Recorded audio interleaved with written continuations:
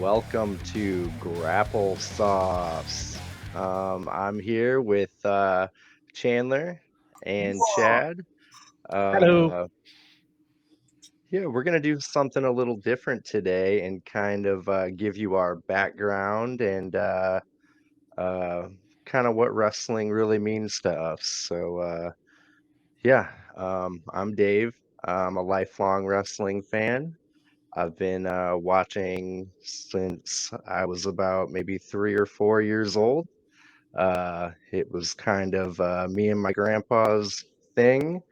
We would watch the old WWF Saturday night, WWF main event. I've got vivid memories of Rick Rude, Hulk Hogan, Macho Man, Honky Tonk Man, kind of that era. Loved it instantly, captivated. Uh, then the tipping point for me was when Hulk Hogan went to WCW, and that's what me and my grandpa watched around '94. Um, the NWO arrived on the scene. We got that realism, we got that violence. We didn't know if it was real. We didn't know if the WWF was invading WCW. I love that whole era. WCW got bought by WWF in 2001. That kind of killed wrestling for me. I didn't really keep track much until TNA kind of came about with I call it WCW 2.0. All the old guys, Kevin Nash, Scott Hall, Hogan, Steiner, Booker T, Buff Bagwell, you name it, Sting, they're in TNA. I kind of get into it a little bit, but it's definitely no WCW. I kind of fall off the radar for a little bit, and AEW starts up, and I kind of feel that spark ignited again. And yeah, I was AEW fan from that day forward.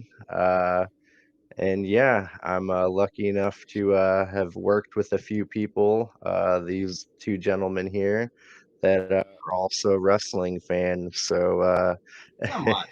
I'm good, Dave. I'm good, Dave. Yeah, that's a little bit about me. I'm Dave. I love WCW. That's kind of my forte, but AEW really filled that gap. So yeah, how about you guys? Well, I'm Chad. Yeah, like you, when I was pretty young, it was my uncle that got me into it. I remember when I was a kid, I'd like turn on wrestling in the morning or early afternoon whenever it was on. And one of my first memories was Macho Man all hooked up in the ropes and that snake biting him, and I'm like, "What the heck is this?" Instantly hooked.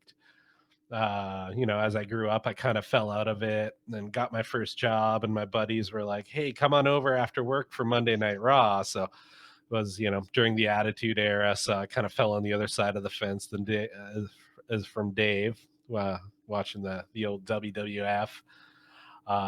Then as things go, sort of fell out again and kind of started picking it up. Kind of shortly before AEW started, started hearing a lot of buzz about it, so watched the first episode and was like talking to Dave about it, and before you know it, I'm all AEW all the time. Definitely my drug of choice right now. How about you, Chandler? Yeah, I've been watching on and off. It's hard to remember because I got started through my dad. He started watching some WrestleManias with me. So I want to say something like WrestleMania 22 or 23. I really remember that Donald Trump shaving Vince McMahon's head. That's probably my first wrestling memory.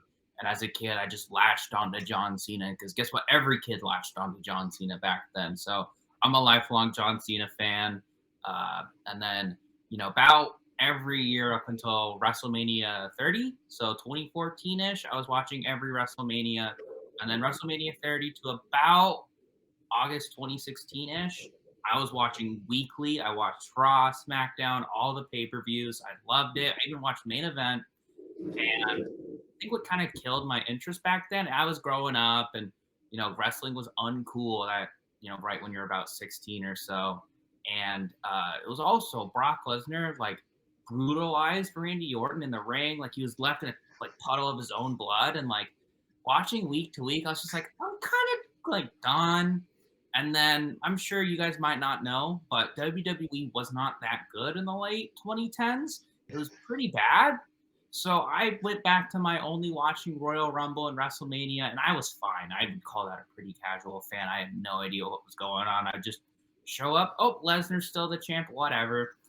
And then pandemic started, and never really watched any wrestling. I watched a bit of WrestleMania 36, but I was like just kind of over it for a bit. And then I don't know why I started hearing that my favorite wrestler, Cody Rhodes, was coming back. So I was like, all right, I guess I gotta check it out. And turns out he did show up at WrestleMania 38. And ever since then, I've been following I don't watch every Raw and SmackDown because I don't have enough time to watch 5 hours of wrestling a week. I'm gonna start watching Collision and Dynamite. And I think the reason why I would rather watch Dynamite is because they're not gonna have Kazuchika Okada pull up on Raw or SmackDown. Not to give away any Dynamite stuff too early, but you're not going to see that kind of crap on Raw or SmackDown. You're going to see that on Dynamite and Collision. And then why I started watching AEW, kind of twofold. First off, Dave, you were telling me about it and got me interested. But honestly, when Forbidden Door was starting this year, I was just so interested in the Okada Danielson match. I was like, I have to watch this. I don't care. I've never seen AEW. I'm gonna watch this. And my gosh, it was amazing. That whole pay per view. I haven't seen every show. I've only seen Forbidden Door of this year, All In of this year, and we saw Wrestle Dream. But I'm gonna start watching it. I'm becoming a big fan of it so far. Yeah. I had a feeling once you really got into it, you would find the value, the alternative, Uh, yeah. So I've heard WWE got a little stale, especially 2010s, and even as of late, a few years ago. Mm-hmm. Uh, but yeah, we've got a thriving alternative now to enjoy, Mm-hmm. where you'll get the random New Japan wrestler, you'll get the AAA or the CMLL or Impact. You never know what you're gonna get. You know what I mean? Yeah. I'm really loving AEW, what little I've seen so far. I mean, even just this one episode of Dynamite that we watched tonight was better than most of the Raws or SmackDowns I've seen ever. So, like, one show was better than most. And I'm sure it was a great episode, but just already starting off strong. Yeah, no, it was for me, it was a really great episode. I was texting Dave during it and I was like, I'm getting serious, like during those 83 weeks, the Attitude Era versus WCW and its prime vibes. Like there was just so much going on.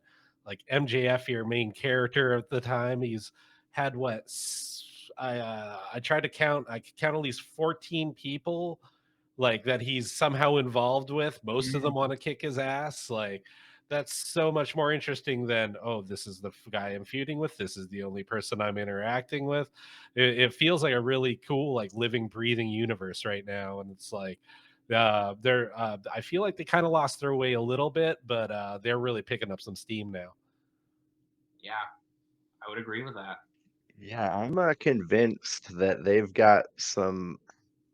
They may not have writers yet, but they've got people who are like totally good at writing drama involved right now. The storylines are just, they make you feel Mhm.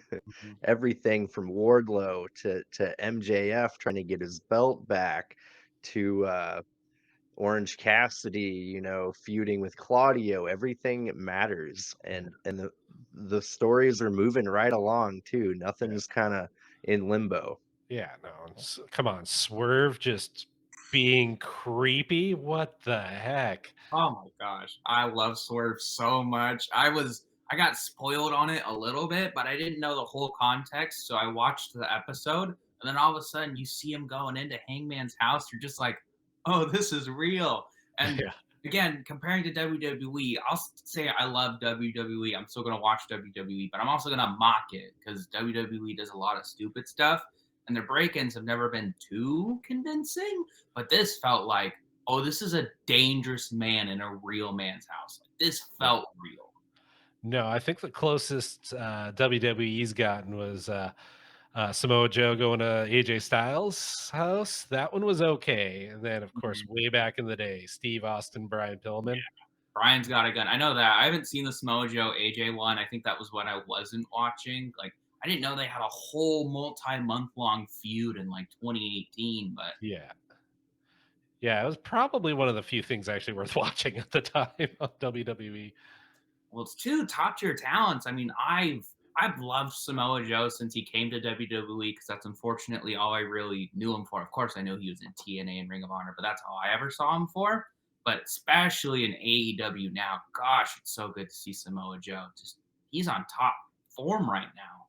Yeah, no, he's yeah, I was getting a little concerned for him there for when he first came in. I was like, man, he's not quite hitting right, but now he's just. I always think of him. He's like a villain from a Quentin Tarantino movie. Man, he's just smooth, menacing, and just 100% badass. Yeah, I don't want to get too out of order, but his little tiny part in this at Dynamite tonight, like, oh, I got theories. I think I'm excited for next week's, but do we want to just get right into first match at Dynamite, Juice and MJF? Yeah. We've got well, actually, before that, we started off with Renee and MJF with a little backstage interview to get the night started. Uh, we got MJF calling Adam Cole. Adam Cole finally picks up. Uh, and then what do you know? We're interrupted by Roderick Strong. He's yelling, Adam, Adam. And Roderick Strong offers to take pity on MJF and team with him in the upcoming 8-man tag match. MJF wasn't having any of it, and he pushed Roderick Strong in his wheelchair, rolled him right off the stage. Matt Taven and uh, Mike Bennett both chased after uh, Roderick Strong. Then we got MJF calling out Jay White and Juice Robinson, and he said he's got a bullet with their name on it. Uh, Pretty cool little promo. Mm-hmm. Yeah, I thought it was pretty good to start the show. Just little things I noticed that were funny. As soon as Roderick Strong came in, Adam Cole was like, "All right, well, I'm going. Time to go." Like, probably was a pre-recorded message, but I took it as like, oh, he just wants nothing to do with Roddy, so he just hung up the phone. And all I really wrote about Roddy was lol Roddy because he's just so pathetic and it's so funny. And then MJF just literally rolls him out of this camera. He's like, I'm done with you. Get out of here. I never got to see him in WWE because he was only in NXT. But my gosh, he is so funny. He's doing well. I mean, who would have thunk? Yeah, never. He did never showed that side really in NXT at all. So I was. I'm pretty shocked because NXT he was just amazing wrestler, but really like AEW, everybody's amazing. So Yeah, the character work is great to see. Yeah, he's really killing it with the comedy. Uh, I'm loving the whole neck health motif, and next strong. yeah, really loving it. Yep, neck strong, Roddy. Love it. But yeah, after that we get our MJF versus Juice Robinson for the Dynamite Dozen Diamond Ring. Going into the match, we've got MJF being the winner the previous 4 years in a row. Uh, Quite an entertaining match. MJF looked great. He was aggressive. He was focused. Uh, I'm really loving the leaning into being a baby face. I can't even believe the crowd is cheering for MJF right now.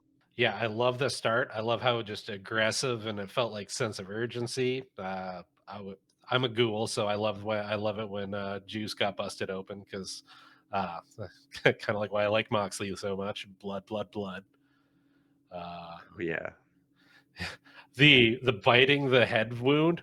Come on, that was fucking gnarly. And you saw Juice's Yeah, blood all over MJF's he mouth. licked his fingers too. Oh, I didn't catch that. That's funny. Yeah, no, Oh that was yeah, yeah, I was a big fan of the match. I love the finish. That was just beat him to the punch, literally. literally. Uh, yeah, started out with MJF throwing his coat uh, at Juice. Immediately jumped him. Uh, he got Juice Robinson hung up in the corner and kicked him and kicked him and kicked him. Uh, Juice Robinson fell out of the ring. MJF ended up throwing him into the barricade, then threw him over the timekeeper's table. And then Juice ended up getting busted open from hitting his head on the ring post. And that was quite a bit of blood. Yeah, it was a lot. One thing I liked when MJF was working, it might have been a little bit later in the match, but when MJF was working Juice outside, he went back in, just flipped off the ref, and like went right back out to stop the 10 count. I thought that was so funny. Just went in like "F you" and just went right back out. Oh, I thought that was so funny. Just like that's perfect. The little things, right? The little things. Yep. What a professional. Uh, at one point, MJF threatens to stomp Juice's head after making him bite the ring steps. That didn't end up happening, thankfully. Eventually, Juice Robinson takes control. He ends up choking MJF with his own scarf. MJF eventually gets payback by choking Juice Robinson with the scarf. Jay White ends up coming out to join commentary, and Juice Robinson completely brutalizes MJF through picture in picture. Uh, we eventually get a beautiful kangaroo kick, which I'm glad is still being implemented. Thank you, Aussie Open, for that being Mhm. invented. Thank you, Aussies. Yeah, another little thing I noticed, I just wanted to say, MGF has fantastic body slams. Like, there's always those transitional moves that certain wrestlers just nail. Like, after seeing a couple Okada matches, I think he's got the best drop kick in the game. That's Oh just an yeah. example, right? MJF's body slams are so good, and then when he builds it up for a bigger opponent, it's huge. Like he's getting body slams over, he's getting kangaroo kicks over. Like, what's this guy on? Double clothesline.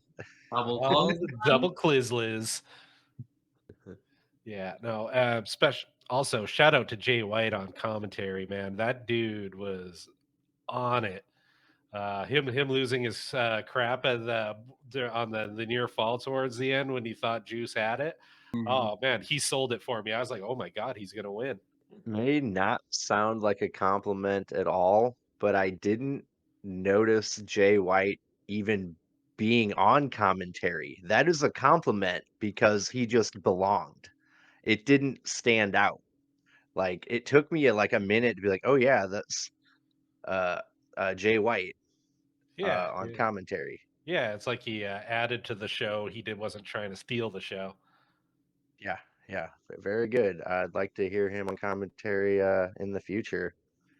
Uh But yeah, we got a pretty big power bomb from Juice Robinson to MJF. It looks like MJF tried to grab the ropes, but couldn't pull that off, and got a pretty gnarly power bomb. Um, the uh, the guns end up distracting the ref. Juice Robinson pulls out his 24.99 TJ Maxx ring and MJF is one step ahead of him. He's got his ring. MJF dodges Juice Robinson's punch. MJF ends up hitting Juice Robinson with the real Dynamite ring, and MJF hits his Heat Seeker for the 1, 2, 3, and we've got a fifth year in a row win for MJF at the Dynamite Diamond Ring. Don't think anyone's mad at that. I think that's the right call. I mean, I think I think Juice is a good performer. He's just not my favorite right now. And that Dynamite Diamond Ring is such a big part of MJF's character. I think every single match I've seen him in, he's used it or he has used it. So I can't imagine taking that away from him right now while he's still the world champion. I just couldn't imagine that. Yeah, I was biting on the theory that that the ring gimmick might be getting too old, and that them putting it on Juice and pawning it off was like their way out, like, and maybe getting rid of the thing. So I was actually kind of surprised that MJF went over. Yeah, really great match. Got the crowd on their feet. Uh, yeah, that new aggressive, focused MJF really did it for me. So MJF ended up getting the win on that. Bullet Club Gold jump him in the ring. Out comes Roderick Strong and the Kingdom to help out. Mike Bennett and Matt Taven end up getting taken out by the Bullet Club Gold. Then we got the Acclaimed coming out to try to help MJF. Bullet Club Gold scatter from the ring. Uh, MJF lets the Acclaimed and Roderick Strong and the Kingdom know that he will never team with them. Uh, and he would not scissor with Max Caster. Uh, Biggest heel in and the industry has now. he's got yep. He's Scissoring, got big heel. he, yep. He's got 7 days to find 3 allies to team with on Dynamite. So we'll see who ends up helping him out. Who do you guys think it is? I have a theory, but I want to know what you guys think. I mean,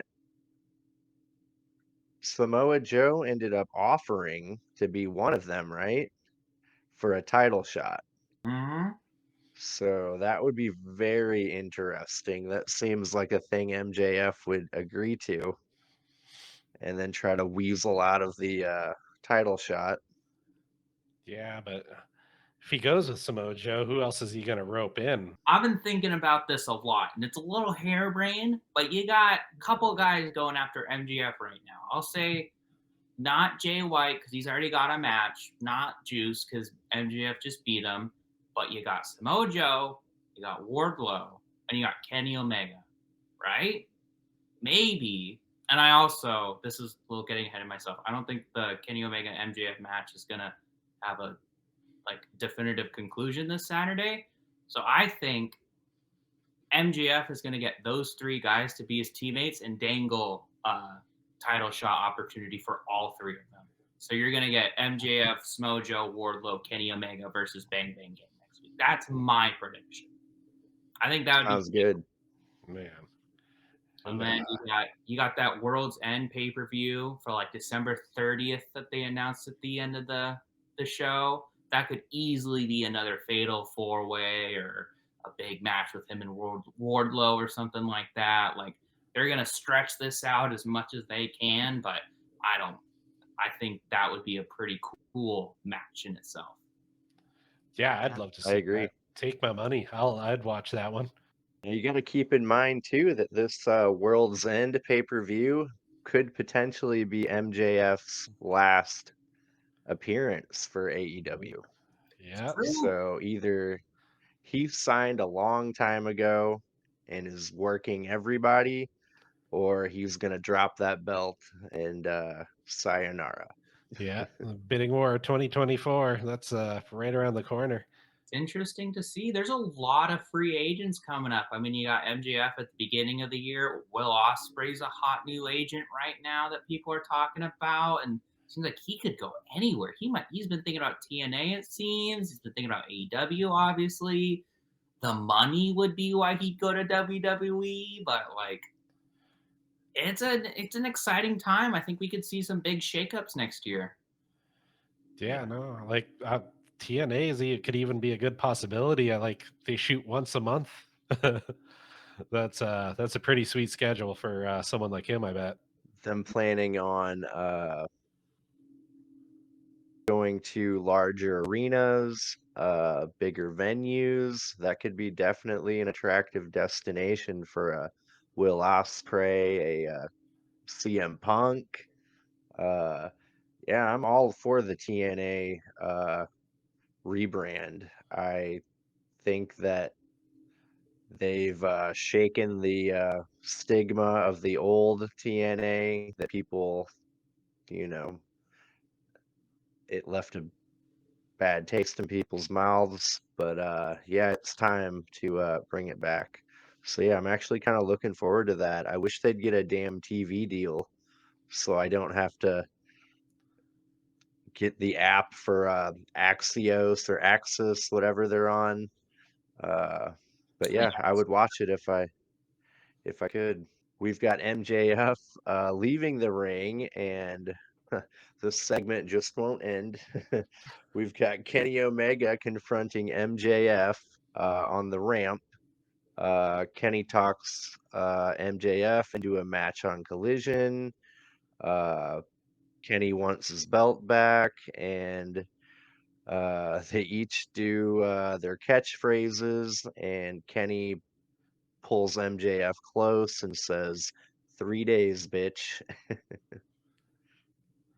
Yeah. Yeah. Oh, Oh, I was just gonna say I'm super excited. Unfortunately, I don't think this match is gonna have a conclusive finish because I think there's too many things that like take away from it. Like MJF has already got the match with Jay White at Full Gear, and MJF doesn't even have the belt. So if Kenny Omega wins, is he also going after Jay White again for the belt? Are they just gonna make a new one?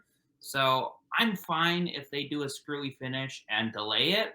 That's what WWE does. I'm fine with that sometimes. I think this is an instance where it'll work. But what were you gonna say, Chad?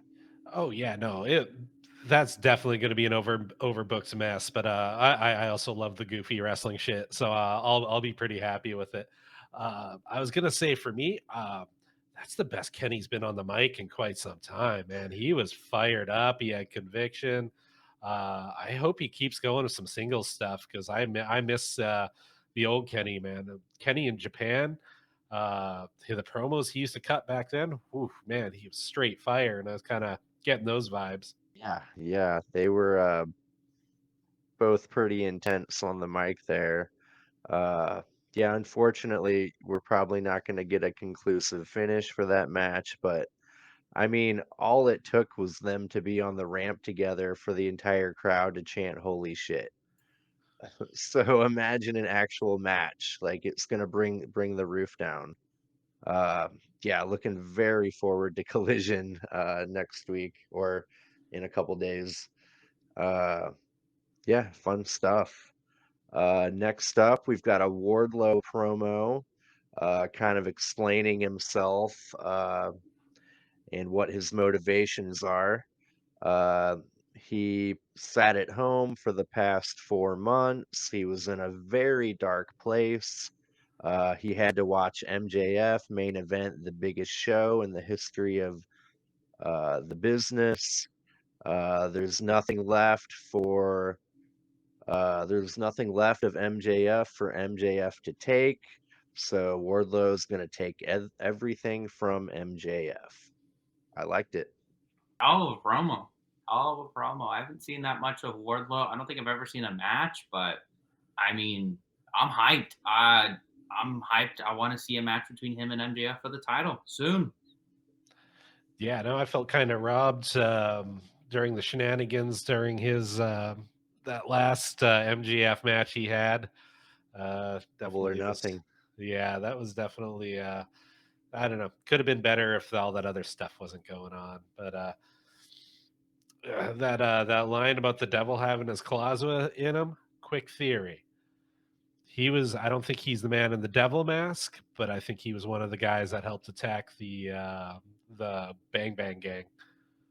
Interesting. I was also gonna ask this. Do you guys have any good theories or ideas on who's under the mask? Because I was on Twitter today and they've got some There's some pretty crazy ones. ideas, but I want to know what you guys are thinking. My initial thought was Kenny Omega and the Elite. But now I'm leaning more towards the actual real Bullet Club from New Japan. That would be badass. That'd be Where interesting. I'm at. Me, I'm thinking if just going down that Wardlow wormhole, the rest of the Pinnacle. Was that MJF's old crew, old faction? Sort of. Sean's- MGF. Yeah. He kind of what spun off the Inner Circle right around the beginning. So it could be like Wardlow and FTR. Sean Maybe. Spears. Oh, Sean. Ooh, yeah, the chairman. Dude, it might be him. He might be the devil. Ooh, I'd be so into that. I'm into that. Yeah. He's totally underutilized. Yeah, he's got a lot of potential. Yes. Yeah. Lot of cool ways that could go. But that's kind of the whole appeal of it right now is we're waiting to find out and we don't want to miss anything. So they're doing their job. Glad I'm watching Uh, weekly now. yeah, so we got that Wardlow promo. Then we get Hook and Rob Van Dam versus John Silver and Alex Reynolds. Holy shit. We've got Rob Van Dam 2023 in AEW bringing the house down. Oh, in He's still got it. Philly with Taz's son, like that was some genius booking. I was then him coming down to Pantera again. I was I kind of almost wish I was in Philly for that. Yeah. Yeah. I thought it was a lot of fun. I didn't have too much written down for this. It kind of felt like, oh, we're going to be in Philly. Let's get Rob Van Dam in. Let's get Hook in. But that's not a bad thing. It's never a bad thing to have the hometown hero go over. So, I mean, how old is Rob Van Dam? He's got to be in his late 40s, early 50s, right? And he's moving around like he's 20. It's crazy. Yeah, and okay, who thought it? Who were Silver and Reynolds in the back? Like, okay, our strategy is let's start the match and then just start talking mad shit to these guys. Like, that was some funny That's stuff. it. Yeah. I don't know if you Yeah, guys that saw didn't it. work out. Like, I can't remember who they did this to. It might have been Hook, but they like did a power bomb. One of the Dark Orders did a power bomb onto the other's knees. Like that could be a finisher. That was just like a transitional move in a match. I was like, whoa, what are you doing here, guys? Have you ever seen John Yeah. Silver do that spot where he gets all fired up and runs around like a pinball, taking everyone out? I have not. No. I'm sure if you could look that up pretty quickly, it's worth watching him do that. It's incredible. I'll look it up right after this. That sounds fun. Started out Rob Van Dam, flipped John Silver all the way across the ring. We get a lot of "You still got it" chants from the crowd. Yeah, I'm just glad he gets Pantera as his entrance music. Pretty cool.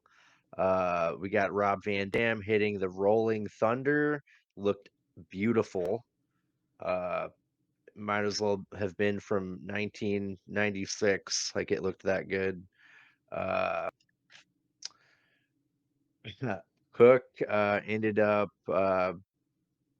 landing, I don't know, 5, 6 pretty brutal cross faces. What a hard hitting move. Just slamming the dude with your forearm over and over. Yeah, I really liked that part. Yeah, I love how Hook just looks like he puts everything into every move he does. Everything he does just looks devastating. He's like Yeah. he's a bit more of like a super intense Orange Cassidy to me because his like demeanor is like, "Ah, I don't care, whatever." But when he gets in the rings, it's like, oh, that's Taz's son, by the way. He's gonna wreck your shit. So just kind of be ready for that. So I'm digging Hook so far. Haven't seen much of him. Yeah, looking forward to more. Definitely entertaining. We've got Rob Van Dam hitting the 5-star frog splash on Alex Reynolds. We got Hook applying the red rum chokehold on John Silver. Uh, and that'll do it. John Silver tapped out. Hook and Rob Van Dam win. And we got Taz on commentary saying that Hook calls Rob Van Dam Uncle Rob. I liked that. Oh, that's fun. Uh, yeah, good match. Again, I was talking to Chad last week about having Jeff Jarrett. What a treat it is to have him wrestling on my TV in 2023. Uh, I think the same could apply to Rob Van Dam and any number of people that we're seeing on AEW weekly. But yeah, what a treat! What a treat it is to have the able-bodied legends still doing it, and Tony Khan will take care of them and uh give them their due. Yeah.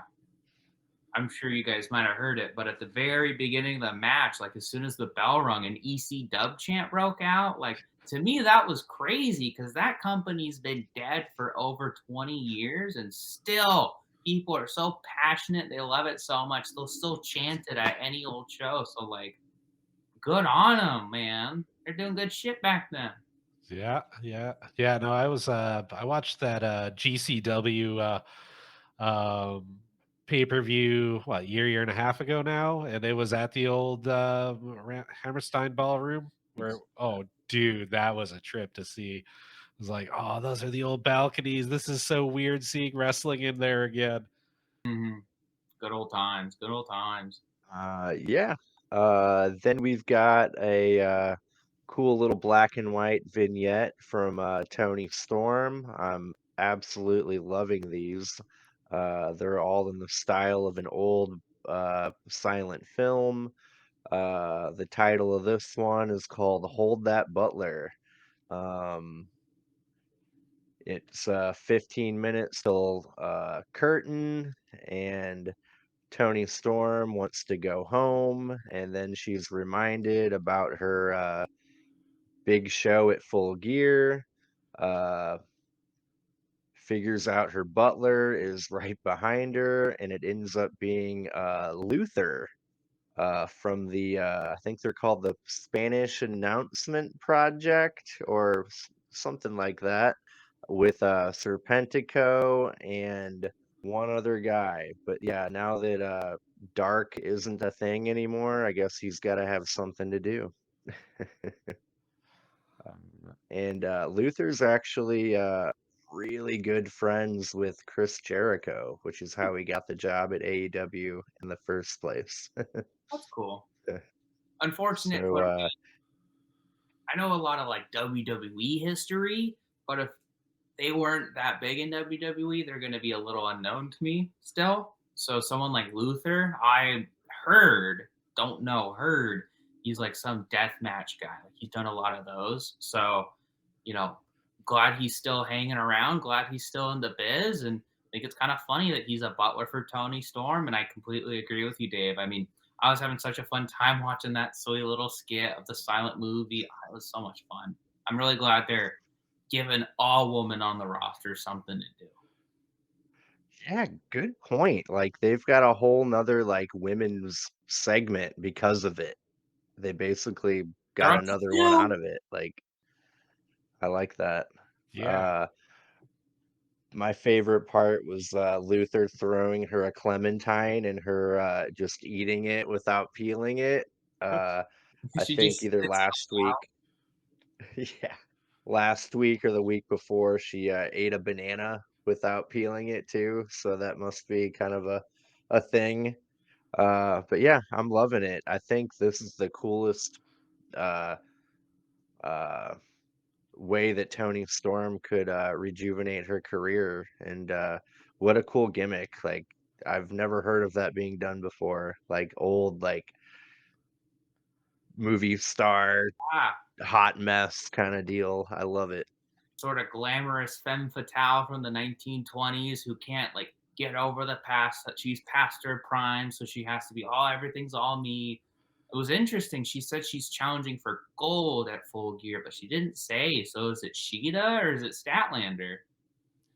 Oh yeah, good point. I'll Ooh, have to yeah. look into that. I mean, she walked out on Sheeta, so that's probably a good indicator that it's going to be her, but that's wasn't Yeah. specific.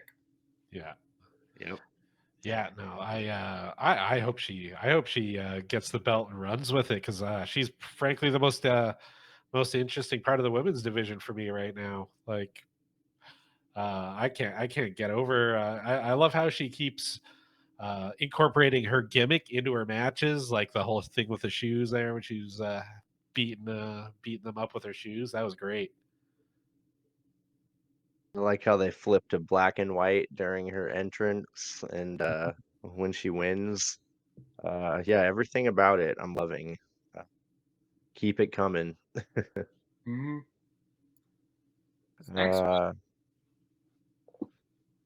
so yeah, after that, the segment that I was actually looking most forward to, due to the fact that Sting is my all-time favorite wrestler, we've got Sting's special gift from Tony Khan. Tony Schiavone introduces Sting. He comes out. He wants to thank Philadelphia, and he had two people he forgot to thank last week during his promo, and that is Darby Allin, who he claims is the best tag team partner that he's ever had. So cool. Cool thing. And he wanted to thank Tony Khan for calling him up at the right time and making everything happen. Uh, so that was pretty cool. Uh, Tony Schiavone ended up uh, revealing the big gift, and oh my, what a gift! We've got Ric Flair finally making an AEW debut. Uh, Woo! I love it. I I thought it was interesting. Now I'll kind of give a. I've never really seen Ric Flair in his prime, so I don't remember him back in WCW. I never was really old enough to remember watching him in WWE. I've only known the old Ric Flair who just comes out and there's a big match coming up. They got Hulk Hogan, they got Ric Flair, they got Shawn Michaels. Hulk Hogan goes, "Oh, I think the good guy's gonna win." Ric Flair goes, "Oh, I think the bad guy's gonna win." And then by the time Shawn Michaels comes out, he gets interrupted. That was Ric Flair for a decade. Or he'd come out and cry about Charlotte winning a title. So that's how I see Ric Flair. And then that Dark Side of the Ring episode came out last year about all his allegations, and for me, I'm kind of at the point where I don't want to see Ric Flair anymore, just as a modern fan. But I also understand how much this probably meant to Sting because I've heard so much about Ric Flair and Sting's rivalry. I'm sure they're best friends in real life, so I know that meant a lot to him. Good for AEW to get a big name like Ric Flair in the building again. And he says he's going to follow him till March. So we'll see how long he hangs out. What do you think, Chad? I was like kind of stoked. Kind of glad he didn't get a lot of mic time. He tends to be really creepy nowadays when he talks too much. I have to say one thing though. I was kind of disappointed it wasn't RoboCop. Dave, you got my hopes up. You were telling me that Tony Khan bought TNA for him, and I was like, "That's the dumbest thing ever." But what if? What if? uh, But Ric Flair makes sense. I mean, I don't really know who else you would have. And then Christian came out, which Swerve is one of my favorite, and Christian's probably my other favorite in AEW right now. I'm loving everything he's doing. oh yeah, the turtleneck movie villain vibe, I am all here for it, man. That's like every time he comes out and gets a mic in his hand, the audience like audibly gasps at least 3 times. Like, I love how he could just say some messed up stuff, and it's like, oh, you. What was it? If there was a god, Ric Flair would have been dead 20 years ago. Oh, can't believe you can still say that stuff on television. Like, come on, that's awesome. What got me was referring to him as Weekend at Bernie's shuffling down. Yeah.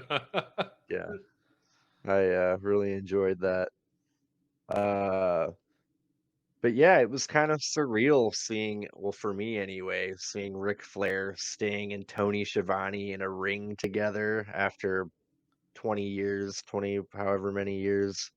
Uh, I am old enough to actually vividly remember the end of their rivalry, I guess. I was a little young for their Great American Bash and uh, their other big match they had in the 80s. But yeah, they actually were the very last match on the last episode of Nitro, also. So that was kind of neat. Uh, but yeah, Ric Flair talked about going 55 minutes with Sting at Starrcade over 35 years ago. Um, he said Sting is probably the nicest guy that he's ever known. And yeah, that's when Christian interrupts and challenges Sting, Darby Allin, and a third partner to a match at Full Gear. Uh, now, it can't possibly be Ric Flair, He says he's but got one more match. but I Hey, can't. I weird bit of trivia though. Of all of the members of Evolution, Ric Flair is the last person to have a match. I heard that. Isn't that crazy? Fuck. But that makes sense, guys. Triple H and Batista's last match was WrestleMania 35. So that's 2019. Yeah, And Randy Orton's been damn. injured since 2020, like early 2022. yeah. So yeah, Ric Flair had his last match ever late last year or early this year. So yeah, it's bonkers to think about that. I ordered that on pay-per-view. You watched it? How was it? You ever see it?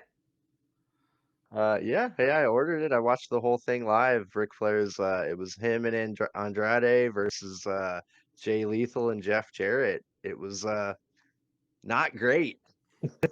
I've heard. I don't think I'll ever want to see it because I heard supposedly he passes out twice in the match, or he says he lost consciousness twice in the match. Like, I just don't want to watch something like that. Yeah, real life Well, Randy the Ram situation from the wrestler. Like, yeah, he's gonna kick the bucket in the ring if he does it again. he even pulled like he was out on the outside and he was like grabbing his chest, and people are like, "No, like you Cut this. can't do that." Yeah. But yeah, like that was a really weird pay-per-view. It was neat because somehow they got all the branding from the original Crockett Entertainment. So all the logos and everything was the original like 80s Crockett Promotions. So that was really cool, and the matches that they had on before the Ric Flair match were really cool. So I don't regret ordering it, but the Ric Flair match was definitely underwhelming. It's a very hot take. Ric Flair should not have had another match. That's a very hot No. take. It's like me with that Kenny Omega kid. He's pretty good. I don't know if you guys know that. He's a pretty good wrestler. Yeah. Yeah, that's what I hear. So, any reckless speculation on who the third person will be? Adam Copeland? Well, I think Copeland's about to turn heel. Thanks. Oh, that's it already? Hmm He is. He's a way better heel than babyface for sure. Yeah, it would. As much as I love Christian right now, it would be another like just making his group better because Luchas. It looks really good with Luchasaurus and Nick Wayne coming out with him every time. But I think if Adam Copeland went out with him at the same time, it'd be a lot of fun. Be a lot of fun. Some tongue-in-cheek reckless speculation. Lex Luger. Rolling out in a wheelchair. I was hearing Goldberg too. I feel like we're always saying Goldberg, but maybe this I time. think Tony's putting him in his pocket for something really big. Well, that could kind of lead into the next one because Jericho's large friend. there's a lot of teases today on this show that I Yeah. kind of noticed, but I'm all for it. I want to see who's coming next. I had a very bad guess at who Chris Jericho's big friend was, but we can kind of save that for when we get there. Oh, for sure. Well, I mean, we're there. Yeah, we're at Renee Paquette interview with Chris Jericho. Oh, there you go. So Jericho talked about getting beat down by Will Hobbs and kind of explained in detail what Hobbs did to him, how many spine busters and whatnot. He kind of questioned whether he should step back a bit or go the other route and get revenge. And he said he knows someone bigger than Hobbs. Now, about a month ago, Jericho trademarked Jericho. You're joking. Whoa. Okay, that makes sense. I also kind of thought Goldberg for this one, like seriously, but I don't know why. The second he said big friend, I thought of the Great Khali. I don't know why. Immediately, I was like, oh, it's the Great Khali because he's tall. He's got a couple more matches in him. And I was like, that would be the worst thing ever, but I'd be all for it. But yeah, I'm pretty sure Jericho and Goldberg are quite the opposite of friends too. They almost had a fight backstage years ago. that I've also heard, but it's also like, they were old WCW. Maybe they just got over it and it's a big guy. But I think Paul White, I want to call him Big Show so bad, especially because you said Jericho, but Paul White would be a pretty good choice, especially for Hobbs maybe to just trounce him. Oh yeah, that would be awesome. I mean, Paul White came out and did the Captain Insano thing a few weeks ago. So he was looking in pretty good shape. So I don't know, maybe he might be ready to jump back in the ring one more time. Yeah. Another thing I was kind of thinking, like before they said that they were gonna get a big friend, like, well, what's the next step for Jericho and Hobbs? And I kind of predicted they'll just do. I don't know if you remember, but Brock Lesnar squashed John Cena in like 2014. Yeah, humiliated him in the main event. Maybe that's, and then the month after, they had a more 50-50 back and forth that Brock Lesnar just won. I think that's what we're going to get because Jericho's going to be like, oh, you caught me off guard, but now I'm prepared for it. I know what to come. And it'll actually be a good match between the two, but I think Hobbs will still win. oh god, yeah, no. Hobbs it's time to see that guy get a push. He's always been great in the ring, and now he's getting just better and better on the mic every time we see him. Yeah, I think Jericho doesn't lose anything by putting guys over. He's had his time. I'm glad we got Hobbs away from QT Marshall. Oh god, what a wreck that was. UTV, bring him back. Terrible. I'm glad they cut the cord on that real quick. But yeah, I'm thinking my prediction is going to be Big Show or Paul White, known to AEW people. Yeah, should be the cool to Ultimate find that out. Does Mark Henry have one more in him? Ooh. I remember from the end of his WWE career, like he would show up for a few battle royales, not even Royal Rumble, just battle royales, and even then, it's like, okay, throw him out within like 3 minutes, like just get him out. And I don't think Mark Henry can. I think Big Show probably has a couple more. Didn't he wrestle only a couple years ago in AEW? He had a couple matches. He's been recovering from countless surgeries. I think a hip, a knee.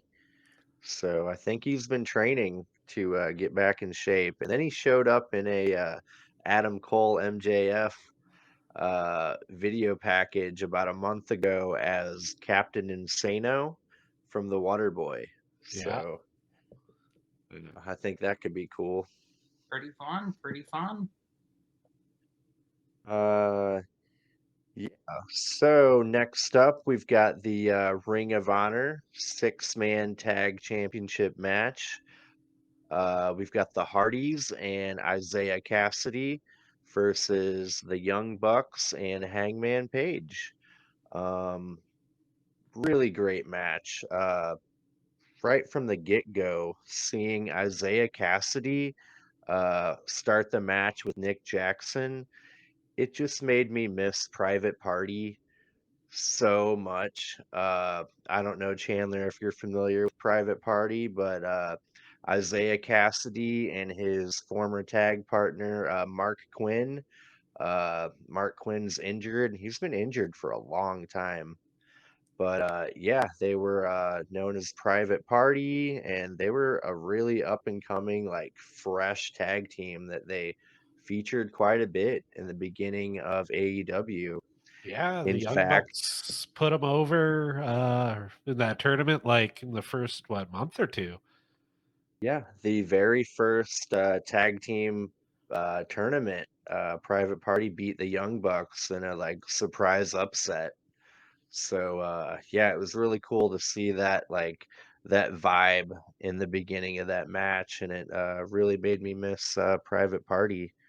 Um, Another thing where were the Hardys and Isaiah Cassidy working heel for this match? They were For heelish. the most part, I Uh, mean, it wasn't the Young Bucks and Hangman. I mean, they are not the heels in this. oh yeah, it was just super weird. Like Jeff Hardy kneed the back of Matt Jackson when Matt Jackson was running the ropes. I thought that was pretty out of character. And yeah, yeah. Jeff and Matt can still go okay, but they're just not as fun to watch. Yeah. Yeah, that's kind of why I wanted to talk because we were talking about how well they've used some legends. I mean, Rob Van Dam, Sting, Christian, Adam Copeland, and so far, I think all of those have been used wonderfully. The list goes on. I think Matt and Jeff Hardy, I'm kind of think I'm over them. I think they're about time to retire for them, unfortunately. But my gosh, I had never seen this. I'm gonna call him Brother Zay because that's what they called him. But Isaiah Cassidy, I didn't even know that was his name. Never seen him. Didn't know he was linked with the Hardys. My gosh, all of my notes in this match is something he did. Oh Everything yeah. I wrote down is a spot he did, or like I wrote down.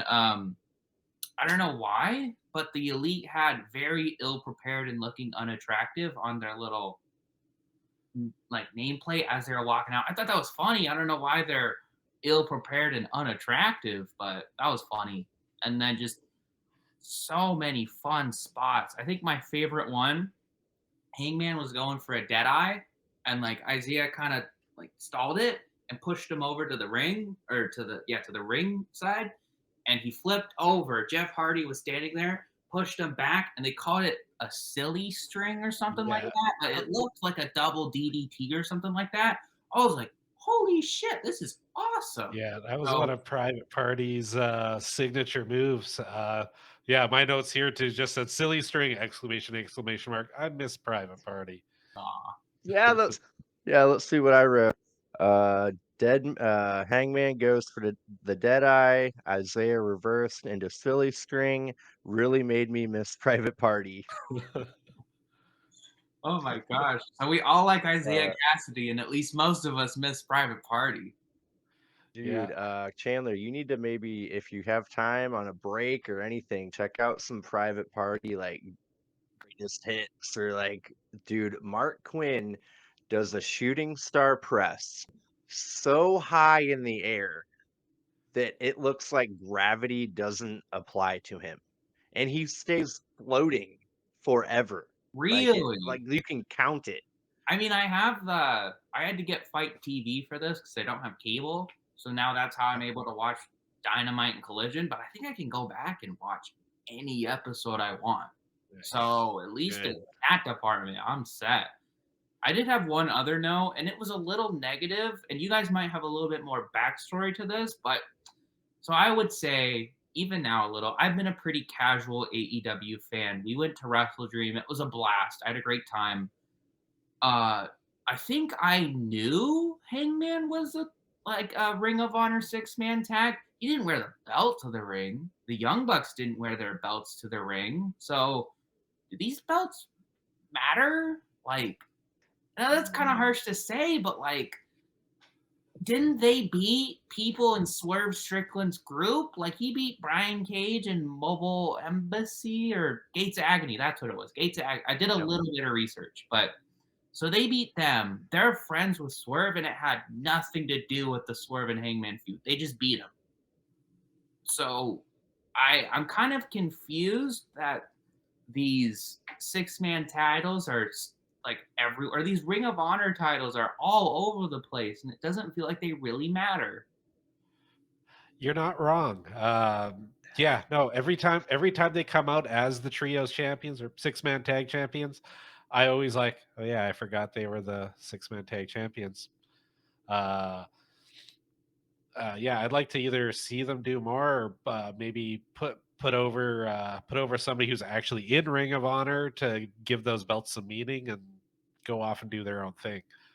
Well, Dave, when we watched Collision, we watched about an hour, maybe 30, 40 minutes of a Ring of Honor. No MJF, no Adam Cole, no Eddie Kingston, no Hangman, no Young Bucks. Those are 5, 6 top stars that are holding Ring of Honor gold. They're not even there. Oh yeah, I think Athena is, if anything, is kind of the glue that's holding all the Ring of Honor together right now. From what I've heard, I haven't got to see a lot though. She's doing amazing work over there. We only stuck around for 3 matches. I'm a big Kojima fan, and that was the first match, but it wasn't like a 5-star classic. It was just a fun Kojima match. And then the middle match was Athena. My God, that was an amazing match. Like it was Athena, Nyla Rose, Layla Hirsch. Okay. Was it Layla Hirsch, Dave? Little Mhm. short Russian girl. I think it was her. That was a Yeah. really good match. And then it was Christopher Daniels. And I can't remember who he fought, but like it was a nothing match that I liked because I really like one of the wrestlers. An amazing match, and then a nothing match. So she's carrying it. And I used to say like, why isn't she on AEW? And it's like, well, she's all Ring of Honor has, it seems. Yeah, no, and really, like, I hate to say it because I love AEW, but honestly, I would distance myself from the women's division a little over there. It's kind of lackluster. If for my money, TNA, they have the best women's division. That's why Naomi formerly, but Trinity Fatu went over there. I Yeah. mean, They're good, and they don't need to say they're good. You feel what I mean? Like yeah, they because just do it. Yeah. Um, WWE will have fantastic women's wrestling from time to time. Like one of the best matches at WrestleMania this year was Rhea Ripley and Charlotte Flair. There was points in that match where I was like back to being a kid and being like, "Oh, this shit's real." Oh Like, yeah. I'm not joking. I was watching that match. I was like, "She's knocked out cold. Like she's dead." Like I loved that match so much. So they could do it, but they're a little annoying about it. They're like, "Aren't we so great? Yeah. We're Yeah. fixing women. We fixed there. Maybe not so much, but at least back in the late 2010s, I think Stephanie McMahon was like, "Yeah, I invented women. I invented women in sports. I invented women in voting. You can thank me." And it's like, no, no. Yeah. Do you remember? Did you ever see Charlotte Sasha, the Falls Count Anywhere on Raw? I saw their Hell in a Cell match. That was pretty fun. I didn't see the Falls Count anywhere. I thought it was better than the Hell in the Cell. There's the one, the submission. Sasha has Charlotte like literally twisted through with the Oh, guard I've seen railings that in the clip sand. where she's What? in. Yeah, that like the whole match was like as intense and awesome as that one clip. Definitely worthwhile going back and watching. Well, that's good to know. But let's get back to, we're still talking about the 6-man tag match. I know we got a little Ring of Honor sidetracked, but let's get back in. How did it finish? Well, right before the finish, we got a really great swanton bomb from Jeff Hardy. Uh, the Young Bucks and Hangman ended up getting control. Hangman hit the buckshot lariat. Then we get the BTE trigger from the Young Bucks for the win. Uh, yeah, pretty predictable finish in my mind. Um, but yeah, as their music was playing, Prince Nana comes up on the big screen. Uh, he and Swerve are in Hangman's house. Uh, they make their way through his house and hear something in another room. Swerve tells Hangman, while over his baby, apparently, that it's his loved ones who will pay for his actions. Uh, and he throws a mobile embassy shirt into the crib. Creepy stuff. I loved this. I think Swerve is probably my second favorite wrestler in the world right now. I'm so into him. I think he's amazing. I loved how he walked in and he was just kind of muttering himself like a madman. He was like, "Oh, he owes me something. He owes me something." He ripped up the finger painting and he was talking to the baby. Oh my god, I loved this. I think it's fantastic. I love how Prince Nana was so enthusiastic going in. It's like, yeah, let's do this. And then Swerve heard the kid and started walking towards it. He's like, boss, I don't think this is the right call. I don't think we should do that. Too So it's like, nah, far. I got it. Yeah. And then it ends with Nana being like, yeah, I think we need to go. Like, we need to leave now. Yeah. So I thought it was great. How familiar are you with some of the other creepy ass stuff he's done in AEW? I know I never saw it, but I know it was a build into All In where he like brutalized Nick Wayne, and it's kind Yeah. of what led to like Nick Wayne and Darby splitting off. Was him and AR Fox, I think, is who it was, brutalized Nick Wayne, and I want to say AR Fox wore his shirt with Nick Wayne's blood on it, like Yeah. all that crap. Like that's creepy. I didn't know he did Yeah. more. Oh yeah, no, back when they were feuding with the Acclaimed, he actually had Billy Gunn tied to a chair and pulled out the pliers and broke his finger. Are you? Oh my It was like straight up horror. I think it was around this time of year, right? It's like usually around Halloween. He just goes off the Yeah. deep end. The only Yeah. note I had for that, because I loved it so much, I was just watching it. I just wrote, "Was Swerve is a menace!" Exclamation point. Yeah, actually, I have the word Yeah. menacing in mind. That's hilarious. Yeah, I'm definitely predicting Swerve will be the first black AEW world champion. And Think that he's better the be next how it goes down. world champion? I think there's going to be a transitional in between him and MJF. Wardlow. Yeah. Yeah, I think because usually almost all of their title reigns have been what, yearish, pretty long. So, but yeah, I think they need like a palate cleanser in between the two big ones because I don't think anyone's going to get it off Swerve anytime soon. I don't want him to. No, no, no. It's I need him on my TV every week, all of the time. it's the problem with taking the belt back to WWE for a second. It's the problem with taking the belt off of Reigns and putting it on Cody. It's like we're having this 1,000-day reign, and it's not like I want Cody to lose anytime soon. So an Yeah. idea of like maybe a couple month long reign where someone holds it, has a few big matches, and then like in this case, Wardlow say loses it to Swerve, maybe just throwing out a random time double or nothing sometime next year, all in sometime next year. I think I'd be fine with that. I think that'd be interesting.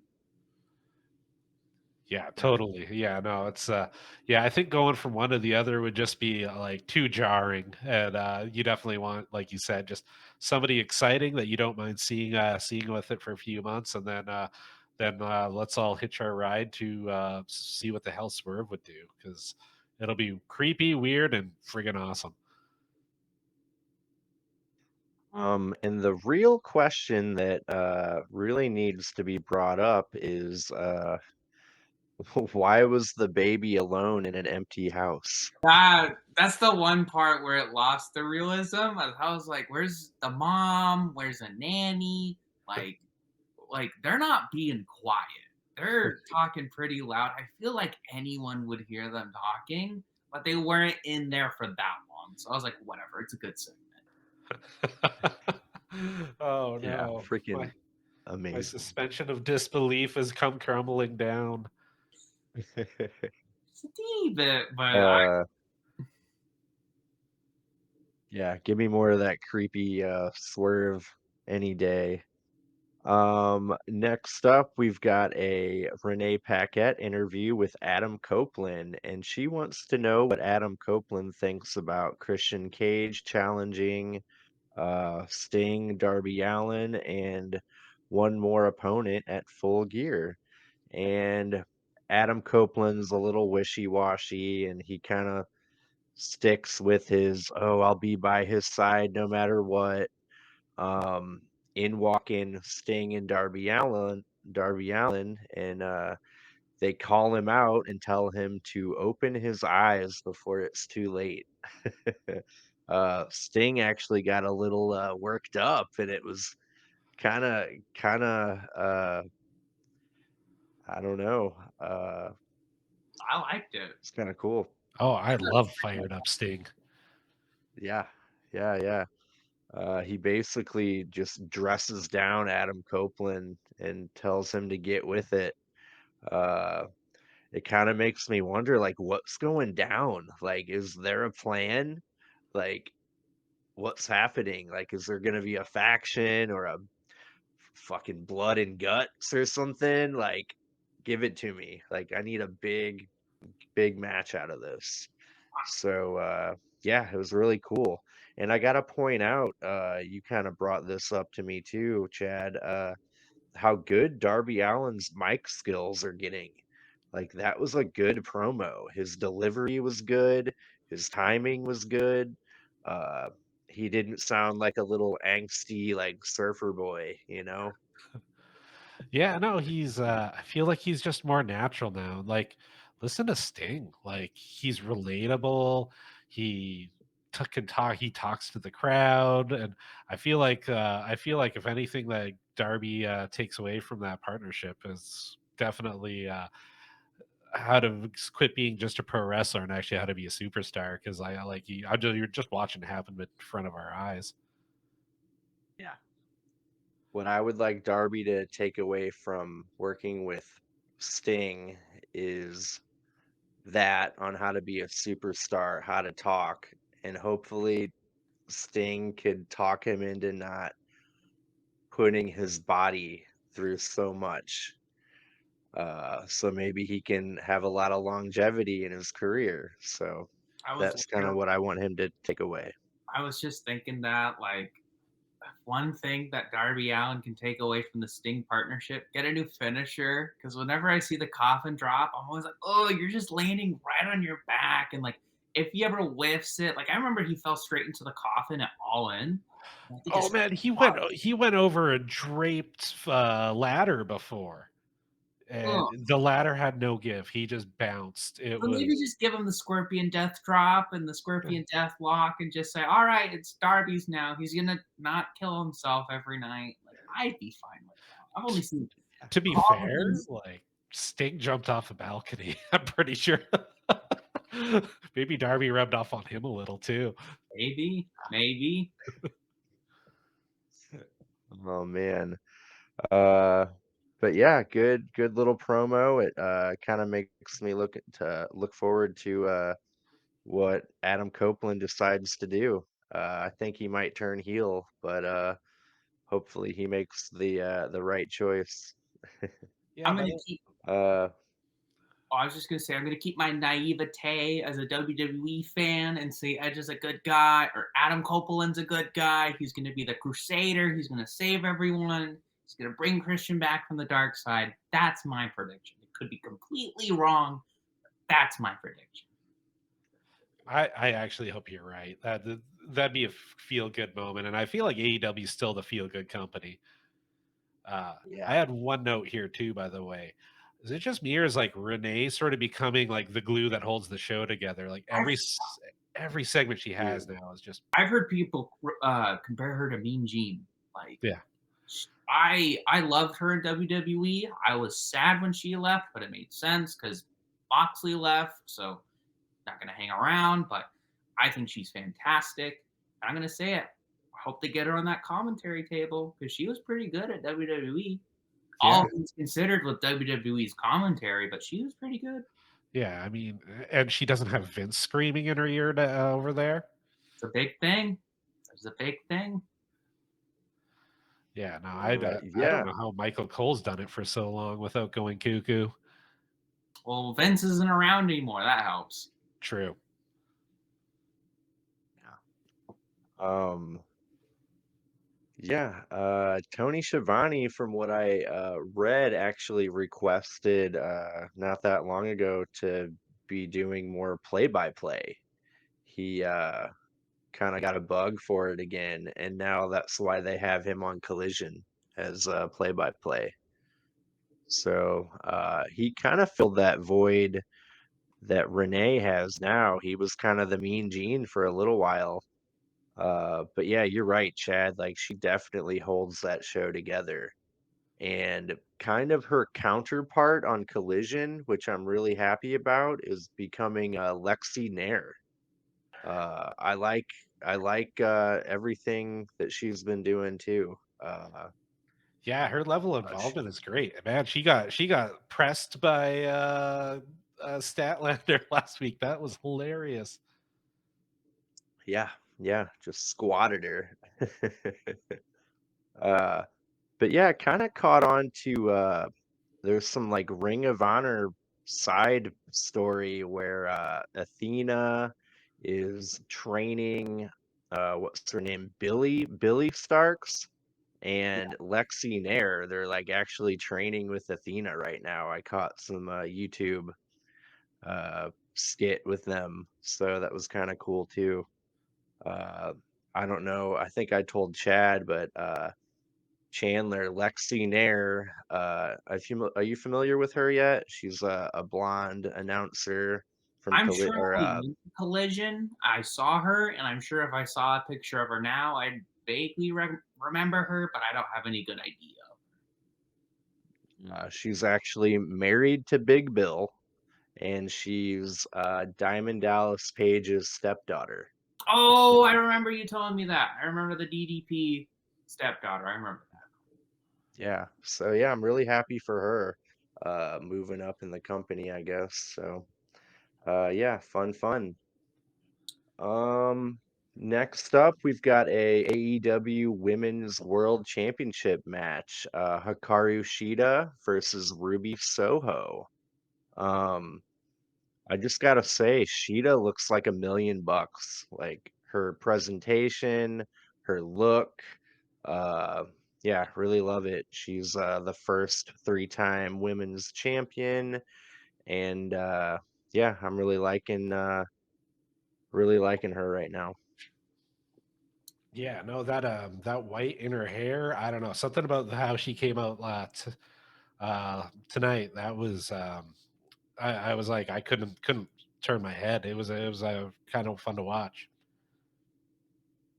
She looked like a star. Yeah, she looked good. I wasn't the biggest fan of this match. I felt like something wasn't clicking between the two for some reason. And I don't know, this might seem a little harsh. I remember Ruby Soho in WWE as Ruby Riot. That was also when I wasn't watching a lot, but she'd always be at Royal Rumbles. She would typically be at a WrestleMania.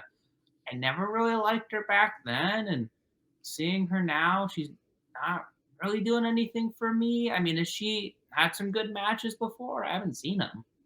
You know, the one that sticks out in my head was actually her in NXT against Asuka. They did a false count anywhere or no DQ or something like that. Mhm. I think that's the best one I've ever seen out of her. She's usually, I would say, like fair to middling, like a good person to throw in there, good character act. Like, but yeah, her singles matches never really hit well for me for sure. Felt the first few minutes of that match were kind of flat. It picked up towards the end, but yeah, the first couple of minutes I feel like I don't know, bad chemistry. They just couldn't get into a groove or whatever. But I thought towards the end it picked up. The finish was great, but yeah, I'm kind of on the same page with you on that one. I felt the finish. I don't know. There's a lot going on for just a Dynamite title match. Like she sprayed the air and did the Eddie Guerrero spot to get her DQ'd out of a title match. Like you wouldn't win the title, so what would be the point of that? And then she went back out and she got the belt and she was gonna hit her, and then she sprayed the belt, and it felt like a whole lot for just a match on Dynamite that could have had a plain cookie cutter ending, in my opinion. I don't know if they're protecting Ruby or doing something with her. I always hope so. I always want something better, but this match didn't do much for me, unfortunately. Speaking of it not clicking, I don't know if you guys caught that springboard botch that didn't land quite right. It just never clicked from that point on. They were just having trouble. And yeah, I agree. It just wasn't, a memorable match. I didn't even have a lot of notes other than Sheeta looks good, springboard botch. Sheeta wins with the katana and falcon arrow. That's really all I have. Yeah, no, and funny you mentioned the screwy finishes because I was actually talking with uh, one of my buddies at work too. Dave, you would remember this when AEW came first started. It was almost always clean finishes, always. Like Mhm. screwy finishes were basically unheard of. Like there wasn't even a DQ for what, almost a Two and a year? half years. Yeah, 2.5, I thought. yeah. So yeah, that's yeah, the screwy finishes and the shenanigans are kind of a newer thing that's been popping up. Yeah. They Yeah, didn't even want to touch that from the get-go. yeah, that's definitely a bad thing WWE does that I don't really want to see in AEW because Yeah, the I 50-50 booking, everybody's got to be protected. and It's literally we were just saying I'm all fine with MJF and Kenny Omega having a schmoz finish. It's like for certain things, like you need to have a Kenny Omega match before his streak is over. You need to have him care about being the longest reigning AEW champion. I'm all fine with that, yeah. but you This can't. was unmotivated though. I get you. This just felt like I mean I don't know. We got to protect Ruby. Like, do we really need to that much? Like, where there's that much overbooking? Yeah, That's that's just how I felt. yeah, no, that's fair. And yeah, no, consequences and stakes make for a way more impactful show. And yeah, no, I'm a big fan of the clean finishes too. Yeah, maybe they do need to lay off that some. Sheeta ended up picking up the win, and then Tony Storm comes out, and Sheeta just looked confused. Like, not even like surprised. She's just like, what's going on? I have no idea what you're Yeah. doing. Why is Yeah, it she in didn't black really. and white? I want Tony Storm to just win the title. I want her to just beat her at Full Gear. Like what you were saying with, I want to see what Swerve does with the title. I want to see what she does with the title. And then after that, what does she do when she loses the title? Like, I think that's two interesting stories there just from her winning this one match, potentially. Yeah, I can already picture the "they love me, they really love me" while she's holding the belt like it's an Oscar. Yeah. Yep. Yep. I like that. Uh, so yeah, then we have Renee backstage with MJF. Uh, Samoa Joe walks up and offers to help MJF if he gets a title shot. He gives MJF a little time to think about it, and What do you guys think MJF is gonna decide?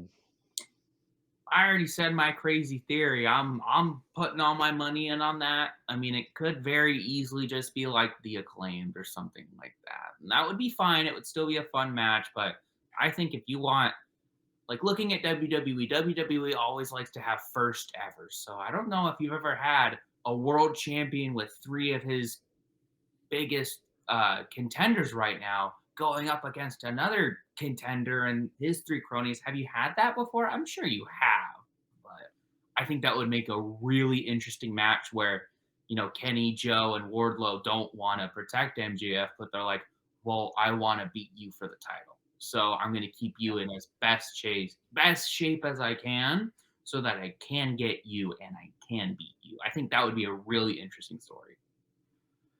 Yeah, I think yours is the most interesting of all the ideas.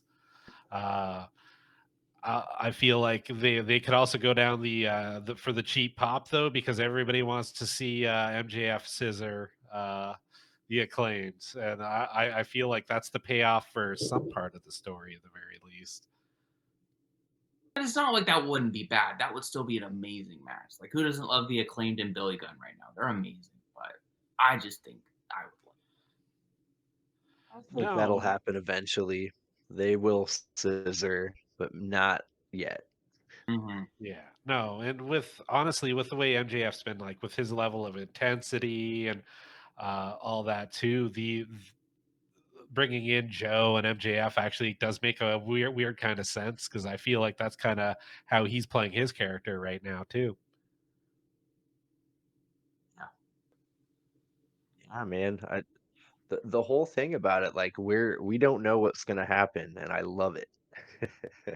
I gotta watch the next Dynamite. I gotta watch the next Collision. Like they're doing it. They're doing it right. So Like I was saying, I've watched one uh, episode. I'm already pumped for Collision, and I'm already pumped for Dynamite next week. Like, both shows I want to watch. Even if we weren't going to do a podcast, I would watch them because I want to see what happens. Yeah, yeah. Where's it gonna go? And are they gonna do anything cool for Halloween? I love their Halloween episodes. Usually, they're usually pretty epic. I And then, remember yeah. Hangman in the State Puff Marshmallow Man outfit. That was pretty good. yep, yep. I saw the video of Kenny Omega coming out as Sans from Undertale, and I didn't know who he was. I didn't know why, but like I just got so much respect for him from that day. So I'm hyped for anything. I'm all for it. On Rampage, we're actually gonna get a Abaddon match, Fatal Four Way. I think Anna Jay, Abaddon. Willow I Nightingale and can't. Sky Blue. Hmm?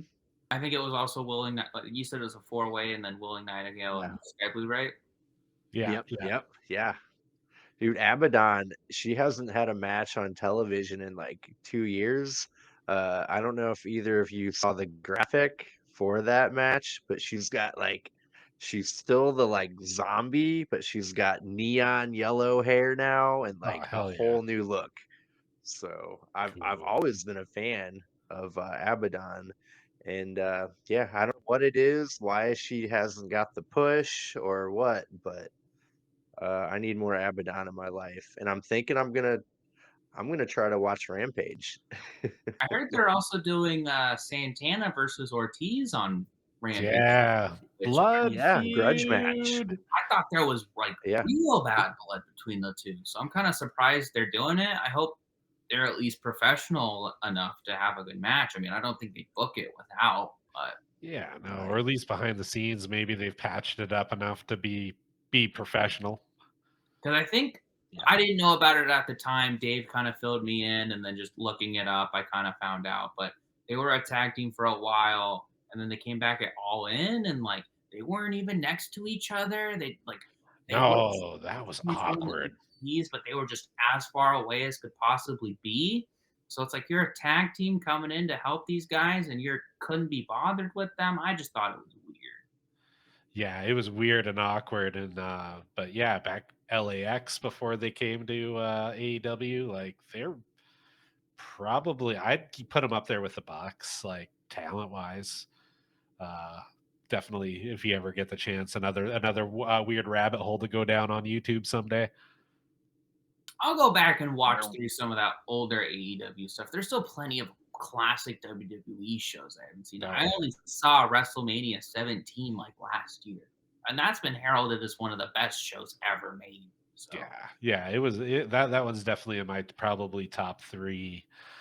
Uh, yeah, I think for me, I don't know, the one that holds a special place in my heart. It was mostly because that was like the first one I watched after sort of becoming a fan was shoot, one where Seth cashed in. oh, WrestleMania 20 31. yeah, that's I think that's like when my lapsed fandom ended and I started watching. I'm like, you know what? I'm gonna take the weekend off and watch WrestleMania. And yeah, like the RKO out of nowhere from the curb stomp, him coming back and cashing in later night. I was like, dude, what have I been missing? Like that one was phenomenal. And hearing all the backstory about that, where Seth didn't know he was cashing it in until after his match, and Roman Reigns' family didn't know. They all thought he was gonna win, so they were real mad at Vince backstage. Like, Yeah. so it was a fascinating time for WWE. I think that show is nearly perfect, except for one thing. That's Sting losing. That's the only Yeah. thing that makes that show not perfect because there's no reason why Sting should have lost. No reason. was, was that the Triple H match Was the Triple H. Yeah, the overbooked with the mass. NWO and Uh, DX came out? I had fun with that. Like I thought it was fine um, until Triple H just won, which is like, why? This is his first, and at the time was his only match in WWE, and you're just gonna have him lose to Triple H? Like what? I don't think Sting hasn't lost in AEW, right? No, undefeated. yeah, You should do holy it. crap. I think you should do it for some of these guys. Yeah. Yeah, yeah. Um, yeah. Going back to Santana and Ortiz, they're one of four AEW original tag teams that needed to win the tag titles before it's all said and done. We've got Santana Ortiz, best friends Chuck Taylor and Chucky T. We've got Private Party, and we've got Evil Uno and Stu Grayson. I think those four should have got it at some point.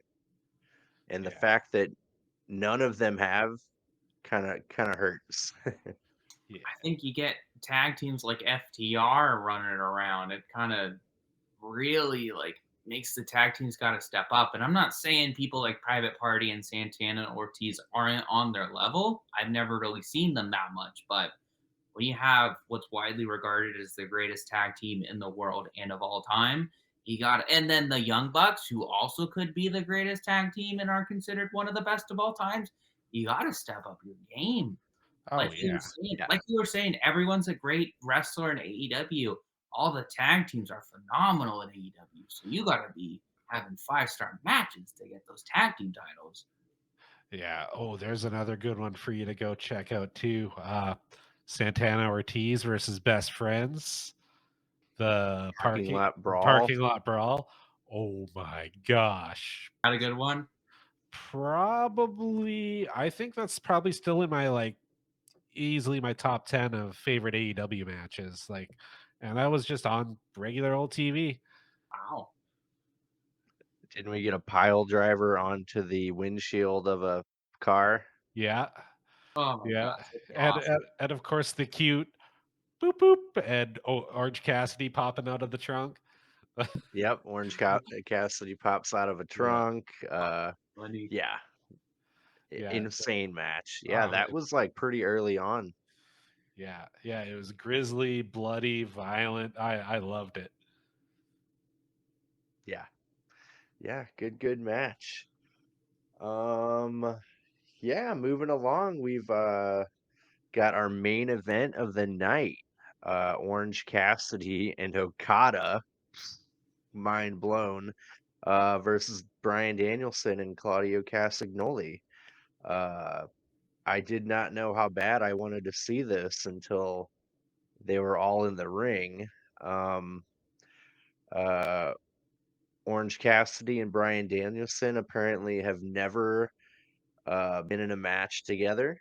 That was the first for that. Uh, Orange Cassidy goes for his pocket taunt, but Bryan Danielson kicks him in the thigh. I really liked that. uh, Claudio and Okada uppercut the living shit out of each other. That was amazing. Uh, yeah, that made me really want a Okada and Claudio match at some point in the future. Watching them together, I don't know about you guys.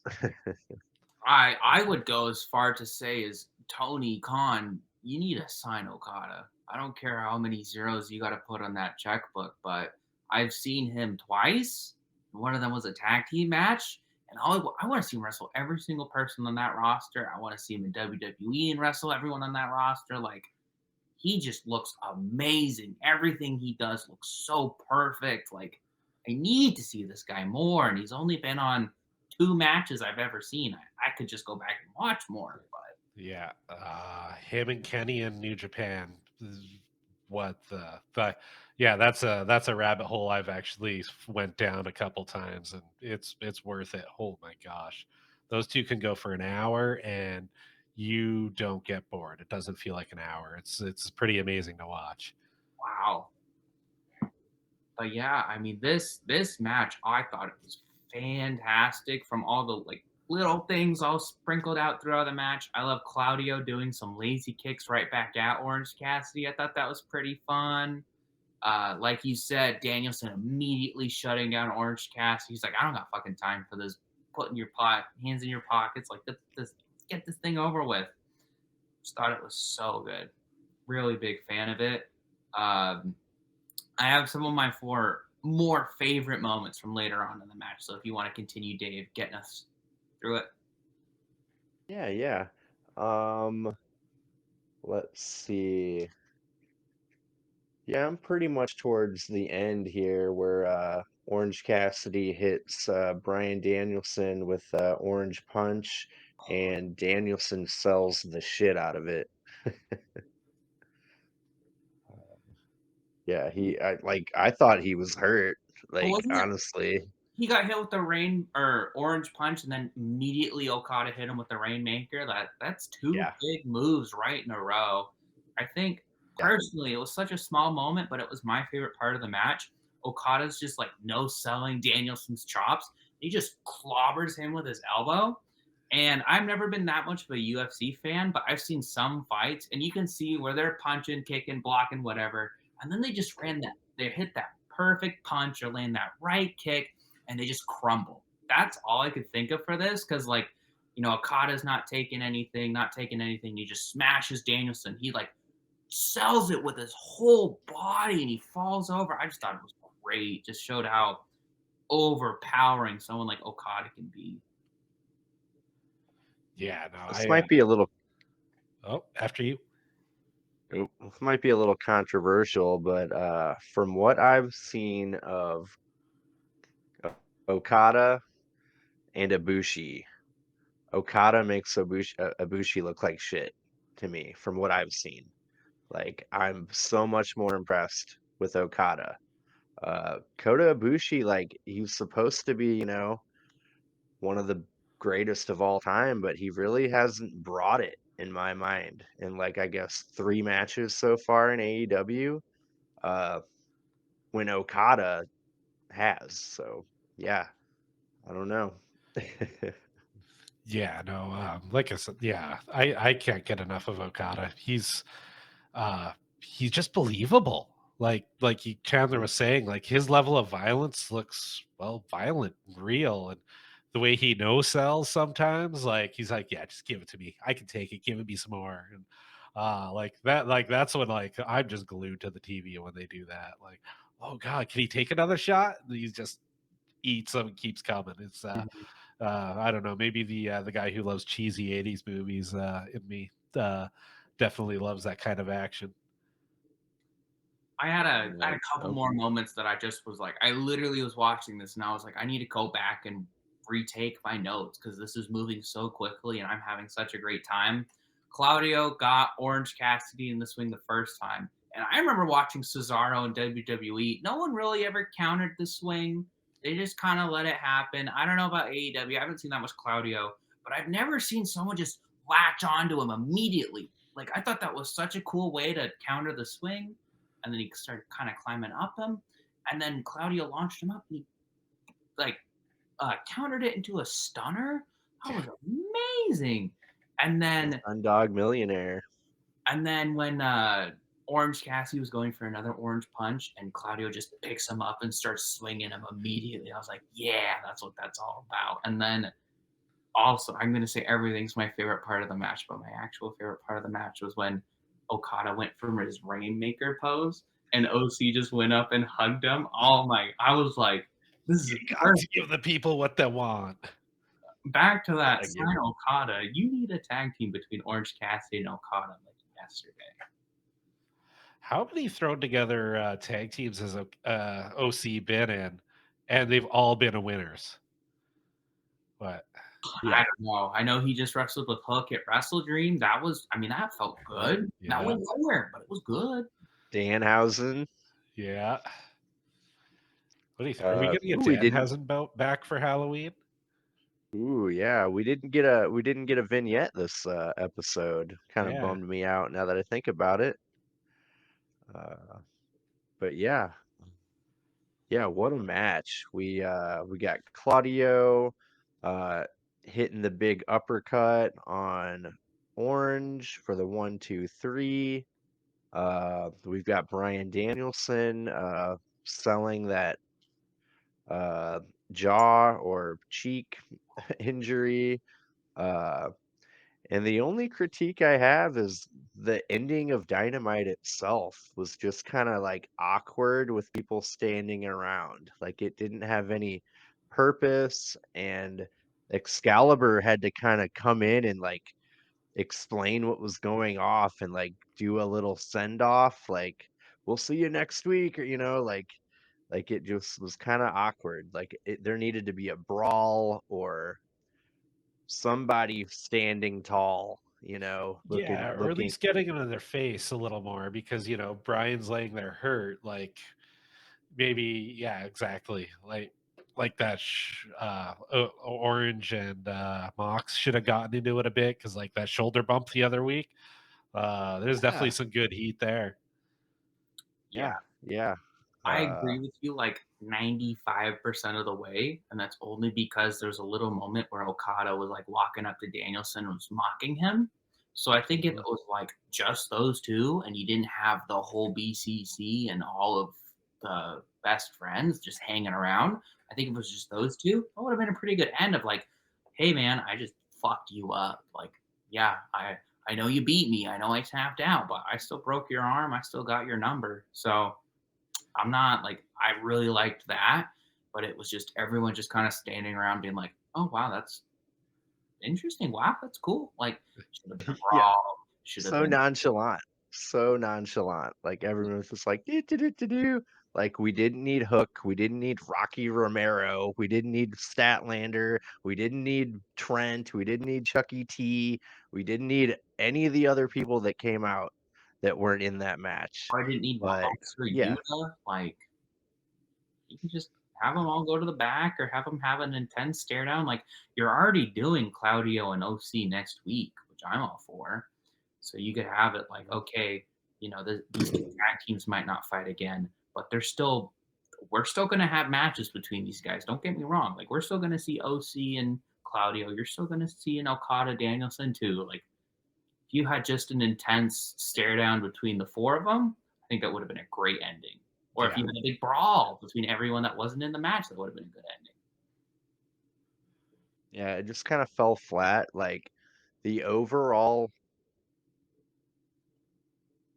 greatness of the entire episode made up for that though. So it wasn't too much of a mood killer for me. Mhm. The episode overall was freaking great. Uh, making me want to come back for more. I want to know what's going to happen next week, the week after that. And I'm liking that they're introducing, speaking of, they announced a new pay-per-view for December called World's End, December 30th.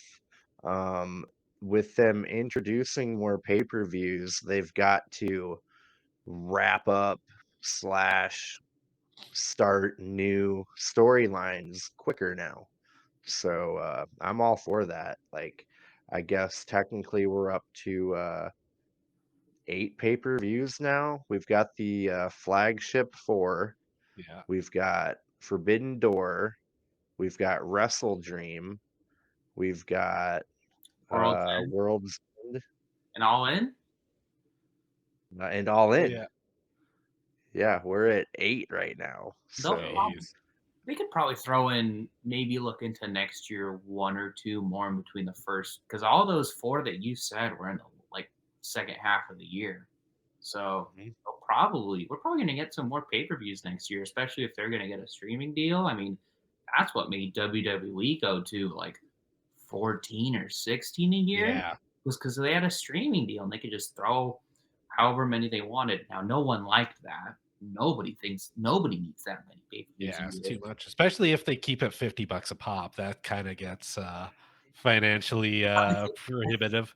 I think they're gonna do a streaming deal, so it'll be like the WWE Network was, where you pay 9 10 a month. a month, Yeah. $9.99, and Yep. you just get all pay-per-views, which I'm all for. I think that's a great idea. I mean, True, true. it did gangbusters for WWE. Bring back Dark. You don't like bring back the show, but they'll be able to have all the past episodes. I mean, what's the point of having all that content if you can't really find it again or watch it? I mean, like, think about it. For me, I'm American, right? Live in America. AEW is an American wrestling promotion. There's no way for me to legally watch AEW like old shows. I had to get a VPN. I had to watch Fight TV. Like, there's no way for me to watch old AEW Dynamite and Collision without, not illegal means, but not like, I want it to be simple. I want to just turn on a streaming service and watch it, and I can't. So I think if they did something like that, it'll really legitimize AEW a bit. Yeah. Get it on HBO Max and make it 9.99 a month and done deal. I'm fine with that. But yeah, $50 a pop. Not really gonna work out in the long term. Yeah. What would that Uh, be, like $600 a year? yeah, man. And that's shit, more days I gotta take off from work. uh but yeah, I've already got my request off for World's End. Nice. And I don't know if you guys caught on, Chandler, you might not even know, but they totally changed the logo for Full Gear this year. They got rid of the like steampunk gear like logo, and they kind of went with a, well, it's going to be in the Kia Forum, I believe, in LA, right? Yeah, it said Los Uh, Angeles. so I think the color scheme is purple and gold. Isn't that Lakers Oh yeah, colors? yeah, So yeah. Lakers. uh, but yeah, they totally changed the logo, and I'm not in love with the logo for World's End. I think they could have done a little bit better job for that. But Wrestle Dream looked cool. I like that Yeah. logo. Uh, but yeah, that was a great show. And coming up, all three of us are going to the November 8th Dynamite, correct? Yeah, not Yeah. this week, next week. Yeah, yeah. Oh, Um, yeah, me and you, Chandler, are going with our other buddy Matt, and Chad, you got a ticket for you and your wife, right? yeah, yeah, yeah. And weirdly enough, my buddy Benji from work is actually going to be there as well. So, uh, Yep. yeah, there's going to be a decent amount of us there. I think if Yeah.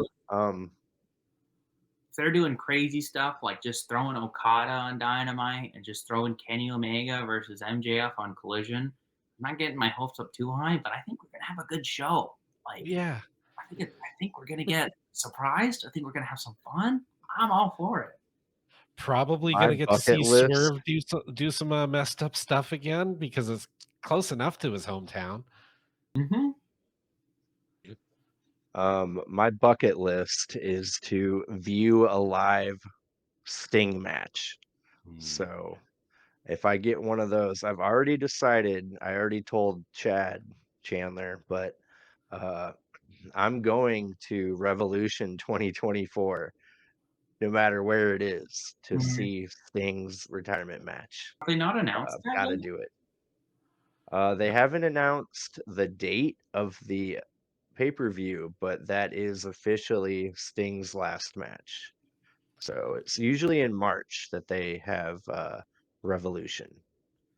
I mean, So yeah, it'll I'm going kind to of that. depend on where it's at. If it's close, I might go, but if it's far, I get why you're going. It's Sting's last match. That's pretty big. I mean, it's got to Yeah, be Darby, right? I don't know yeah. who else you could have to retire Sting. Copeland could do it, but there's not a Eh, lot of connection. I like Adam Copeland a lot. I'm a big fan of him in AEW. I would not want him to retire or Sting. No matter, like, I'd rather have a heel Darby Allin retire Sting. Like, I wouldn't want that, but at least it's putting over a young guy that he's been with. yeah, or they can go the Shawn Michaels Ric Flair route and kind of don't really need heel or face, just two peers. Yeah. Yeah. Fucking Shawn Michaels like cradling Ric Flair's head, like, oh, I'm so sorry. Oh, that was emotional, man. Emotional. Uh, There's well, retirement. cool, gentlemen. Yeah, good episode. I'm looking forward to Collision, like even more than I was before. Gonna be good. I'm actually gonna try to watch Rampage, and I'm gonna have a little bit to talk about when we do our next podcast. So yeah, I mean, man, it's only an hour long. Like I told Chad last week, Chandler, that I don't watch Rampage like I used to, but I was getting to a point a while back to where like I'd miss a few and then I'd be like, all right, I'm gonna watch Rampage. And I'd watch Rampage and I'd be like, why am I not watching Rampage? Like it's only an hour, it goes by in a blink of an eye, and the matches are good. Like uh they're actually trying to step up their game, I believe. So yeah, I'm gonna give that a shot. And other than that, yeah, we'll have a review on Collision, uh probably going to air either, let's see, Sunday or Monday, right, Chad? Yeah, usually probably Monday. Cool. Yeah, Monday. Yeah, cool. Yeah, sounds good. Well, I guess that's all we have. Yeah, go ahead and like, share, comment, subscribe. We're really enjoying doing this. Ring the bell for We're just notifications. Share it Ooh. with all yeah, your friends so we get famous. Come Oh, on. you see, you've done the YouTube thing, or at least you watch a lot of YouTube. Oh yeah, I have a YouTube channel that I use not often, but I like to. We're gonna Okay. replace Meltzer and Alvarez. We're gonna be the next big top dogs in wrestling. Yeah. Okay, so you just watch oh out, yeah, guys. We're on the up and up. All right. yeah, and look out for us reviewing a little local company called Prestige. Also, we're gonna be trying to go to those shows too and incorporate that into our show here. But yeah, we're just a few guys who really love wrestling and we're just having fun talking about it and reviewing it. So yeah, keep watching our stuff and yeah, Thank you, everybody. Have a good night. Adios. Thanks for watching. Peace.